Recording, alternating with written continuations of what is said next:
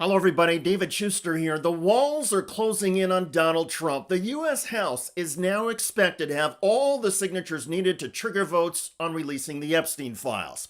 And a Pulitzer Prize-winning journalist is warning Donald Trump could be forced out of office. If we get access to the photos and videos that we know were seized in the raids on Jeffrey Epstein's multiple homes, and they show Trump in compromising positions, I don't see how he could possibly survive that. That is David K. Johnston, who has won multiple awards for investigative reporting.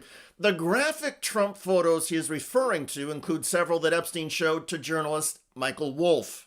And I remember very vividly three of them. There are two in which Trump is, the girls, topless girls, are sitting on Trump's lap. And then a third in which he has a stain on the front of his pants. And the girls are kind of pointing at it, sort of bent over, laughing. And those are just some of the photographs. There are reports that Epstein kept other pictures of Trump, as well as videos. And everything in Epstein's safe was seized by the FBI during a raid in 2019. Lawsuit evidence against Epstein has already been publicly released, showing a bawdy birthday greeting allegedly signed by Trump. But friends of Epstein believe that is nothing compared to what the FBI collected and what the Department of Justice has in the unreleased files. Congressional votes to force a public release on everything are coming, and that's because a discharge petition in the U.S. House requiring 218 signatures just got a step closer. I am honored and deeply humbled to stand before you tonight as the 11th District's Congressman-elect. James Walkinshaw just won a special House election and has now signed the Epstein discharge petition. The final signature needed is expected soon following a special congressional election in a heavily Democratic district in Arizona. That would make 218, 214 Democrats and 4 Republicans. Thomas Massie of Kentucky, Lauren Boebert of Colorado, Marjorie Taylor Greene of Georgia, and Nancy Mace of South Carolina. And they each have insisted they will not fold. I admire Congressman Massey's courage. I admire Nancy Mace's courage, Marjorie Taylor Greene's courage, Lauren Boebert's courage. They are standing with survivors. We have the votes. Let's get a vote this month and get the files released. Once the House vote passes, the measure forcing the files released would then need to get through the U.S. Senate. Senate Republican leader John Thune has said he will try to block it. Overcoming Thune and other Senate Republicans to start debate would require 60 senators, or all 47 Democratic senators and 13 Senate Republicans. The pressure that's on the House of Representatives right now is going to go to the Senate after this passes the House.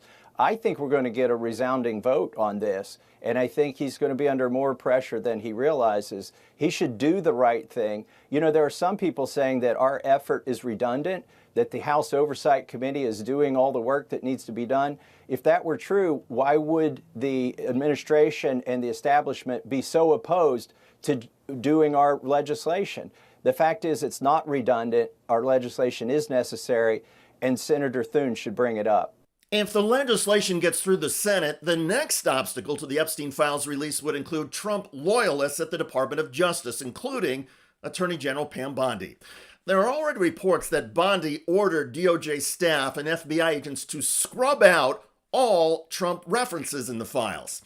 But there are several career Department of Justice staff, along with a lawyer for victims of Jeffrey Epstein, who have already viewed and read the files. The victim's lawyer, Bradley Edwards, has seen the files, as have many people who are career officials. So if they try to do something that is political, then many other people would call them out on it. So if the files get released, then what?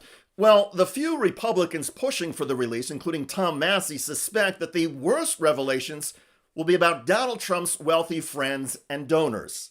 I think it's going to be embarrassing to some of the billionaires, some of the donors who are politically connected to his campaign. I also think Democrats are going to be implicated in this, Democrat donors. And when you get to the billionaire level, a lot of these folks give to both parties anyway. As for the highest profile billionaire who was close to Epstein, Donald Trump, If there is embarrassing or incriminating information, Pulitzer Prize-winning journalist David K. Johnson points out that Trump will only have himself to blame morally and politically. Trump was the one who raised the issue. He promised when he got to the White House all these documents would be released. And so, this is you hoist on your own petard. And back to the photographs and videos that Jeffrey Epstein allegedly had in his safe. The inference from these materials is that Donald Trump had sex with girls who were younger than 18, girls who Epstein had trafficked and who were forced to submit to Donald Trump and others. In other words, the photographs, if they still exist and are released, could visually show Donald Trump committed statutory rape. At that point, amidst a House impeachment resolution, would most GOP lawmakers still protect Donald Trump? What would Senate Republicans do in an impeachment trial? Who's going to vote to support a pedophile in the White House? I mean, think about that. I'm going to go home and run for re-election and, hey, yes, I voted to keep a child rapist in the White House. That's why I don't believe he can survive that.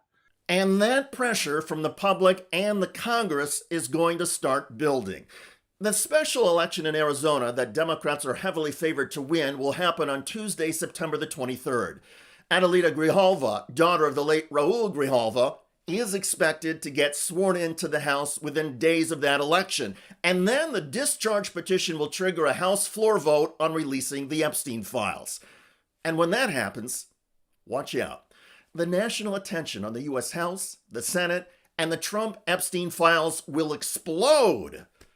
Buckle up, my friends. Donald Trump is cornered, and as that old saying goes, is about to get real. By the way, new details are emerging about Donald Trump's airstrike in a Venezuelan boat, and the disturbing information is undercutting Trump claims. You're looking at video shared by President Trump that his administration says shows the military striking a boat from Venezuela allegedly carrying drugs. The president says 11 were killed in the attack. Now, several news organizations, including the New York Times, are reporting boats suspected of smuggling drugs are said to have turned before U.S. attacked it. Quote, a Venezuelan boat that the U.S. military destroyed in the Caribbean last week had altered its course and appeared to have turned around before the attack started because the people on board had apparently spotted a military aircraft stalking it, according to American officials familiar with the matter. Either it was an act of war, and if it's an act of war, it was never declared by Congress, and only Congress has the power to declare war, or it was law enforcement. But if it's law enforcement, people have a right to be arrested and to have due process and to have a trial before they're executed. Check out that video at the link below. It generated a lot of comments on YouTube. One of the most popular was from Kelly, who wrote, they were in international waters. That was murder, completely illegal. I hear you. I look forward to reading your comments about the walls closing in on Donald Trump in the Jeffrey Epstein scandal. I'm David Shuster. Thanks for joining us.